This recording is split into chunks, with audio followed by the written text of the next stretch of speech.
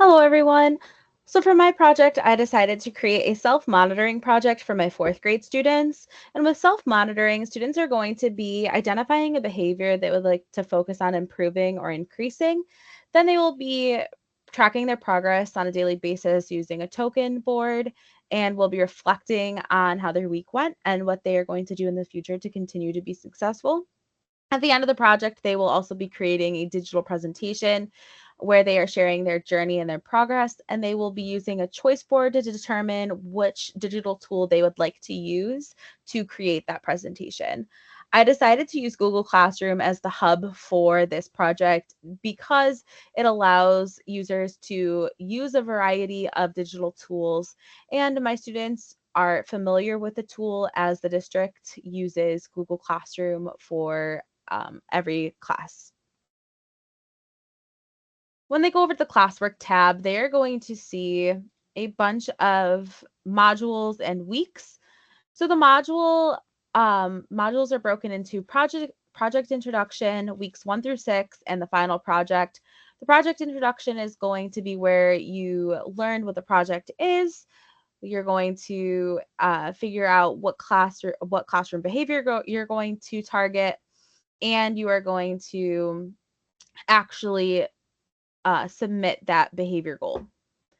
In weeks 1 through 6, you are going to be actively monitoring your behaviors, and you will also be um, engaged in those journal reflections. And the final project is going to be where the choice board is, where students will submit their final project and where they will do their final reflection on their project. When students go into the project introduction, they're going to first see the overall introduction to the project. This is where they're going to figure out what self-monitoring is. They're going to figure out why we use self-monitoring and how we are going to be using it for the project. They're also going to see what are reflections, why are we doing them, and how are we going to use them. Students are then going to move into an ed puzzle. They are going to then go click on the ed puzzle, which I'm actually going to move over into the teacher view just so you can see more of what they're going to be doing. They're going to be listening and reading along to what if everybody did that. And they're going to get these multiple choice questions throughout the book where they read the question, they'll read the answers, and they'll decide what answer they're going to choose. So for this page, it asks what would happen if everybody fed the bears at the zoo, and the bears would get fat and maybe sick to their stomach. They would submit, and it would tell them, yes, you got that question correct. Now, if we moved on to the next question, and what would happen if everybody threw trash out of their car window? Nothing bad would happen, and submit. Oh, that was the wrong answer, but this would be the correct one. So we could then reinforce that correct answer. And this is just a great way to make sure students are, listening to the book and are engaged with it, and just for some comprehension. After the ed puzzle, they are going to go into this slides presentation, which shows some of the options of classroom behaviors they can choose to target with their project. So they have raising their hand before speaking, helping others, participating in class discussions, saying no to distractions, using kind words, or following directions the first time. So each one is going to have a description, the importance of the behavior, and probably the most important thing on here is when to give themselves a star. And this is the criteria for getting a token on their token board. So for raising their hand as their targeted behavior, I raised my hand and waited until the teacher called on me to speak. If they say, yes, I did that, then they would be able to give themselves a star in their project. So then once they've learned about the different behaviors that they could possibly target, they'll go into this Kami assignment. So they'll click on it and open it with Kami.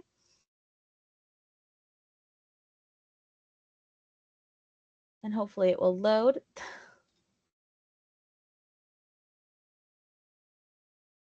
But anyway, so this assignment is going to open up, and this is where they are going to tell me what goal they have chosen. and they're also going to tell me why they've chosen that goal. So they'll click on text box and they will click on anywhere on the page and it'll create a text box where they'll be able to write in their behavior goal. So they'll choose one of the behaviors that we discussed and they will write, my goal is this. So I already created a little bit of a text box for them to go in and write. And then for the reflection, they're going to tick the most relevant box. So why did they choose their behavior? To help me improve my learning, to be a better friend, or to make school more enjoyable. They can then use the drawing tool over here to make a check mark on the box that makes the most sense for them. They would then hit save in the top right and go back into the Google Classroom where they would be able to submit. Last thing in this module is the Kahoot game, and I've already been in this game, so it's going to remember who I am. Yes, that's me. So it's something you can save and go back later. They'll ask a question. Why is raising your hand before speaking important? It lets everyone have a turn to talk. Yes, that's correct. It would give them points. And this just allows them to be able to play the game asynchronously if they're not able to join in the live classroom. But I would be hosting this live as well. After we do the project introduction, they're going to move into the weeks where they are monitoring their progress and participating in the journal reflections. So when they click on each week, it'll show them their directions. It will have a rubric criteria. So it'll have, oh, I have to change that, but the token board completion, the reflection question 1, 2, and 3. And it's pretty much just like, are you attempting it? Are you giving me detail? Are you completing it? Because I want students not to feel any sense of failure or, you know, discouragement by not having all of their stars filled up on their board. So after that, they're going to go into Clever. This is where we get access to all of our apps, and it's like our single sign-on for our apps in our district.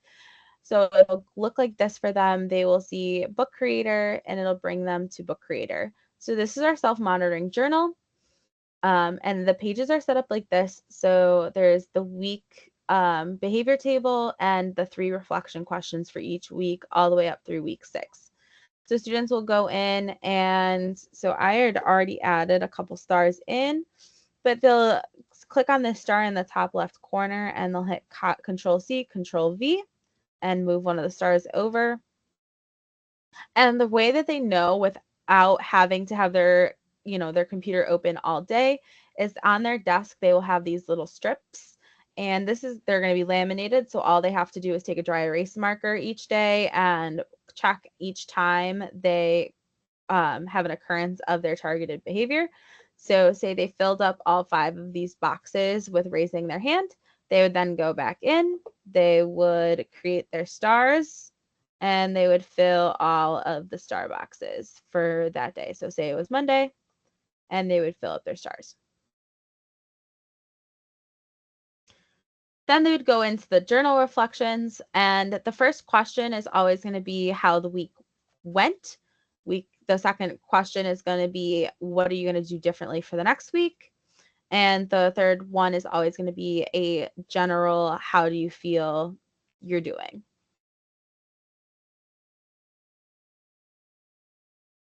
So they're going to do that for 6 weeks where they are doing the progress monitoring for the week, and on Fridays doing that journal reflection.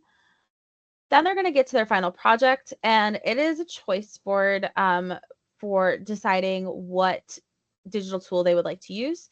So they can do a Google Slides presentation, a video presentation, a digital poster using Canva, a blog post, or an interactive presentation using Prezi.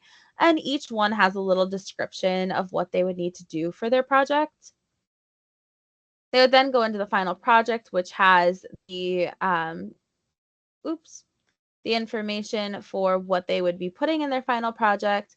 It also has the rubric, so they would have to have a behavior explanation. They would have to have their progress documented. They would then have to also have a thorough reflection and creativity within using the digital tool that they chose. So they would then, when they go in to the project, up in the top right hand corner in the student view would be a place for them to upload their work and hit submit. And then I would be able to go into student work, look at all of my students, see their work, and grade. Then going back into the final project, there's one more component. They have a reflection, and it's again through Kami. Students will then open it with Kami, and this is going to be a 3-2-1 self-reflection. So they would say 3 things that they did well. So going back and clicking their text box and adding 3 things they did well in their project, 2 things that they still need to practice, and 1 question they may have for their teacher. The reason I kept in 2 concepts that they need to practice is I would like to implement this project a couple times in a year. The first one would be very much handheld, structured, classroom behaviors. This is what we're doing so that they learn how to do the self-monitoring. Whereas the second or third implementation of the project, they may have a little bit more leeway in choice on the behavior they would like to target. So this is really just a way for them to say, if I were to do this project again, these are some things that I would still need to work on doing. Again, they would save and submit within Google Classroom. This was my self-monitoring project for my students. I hope you enjoyed, and thank you so much for watching.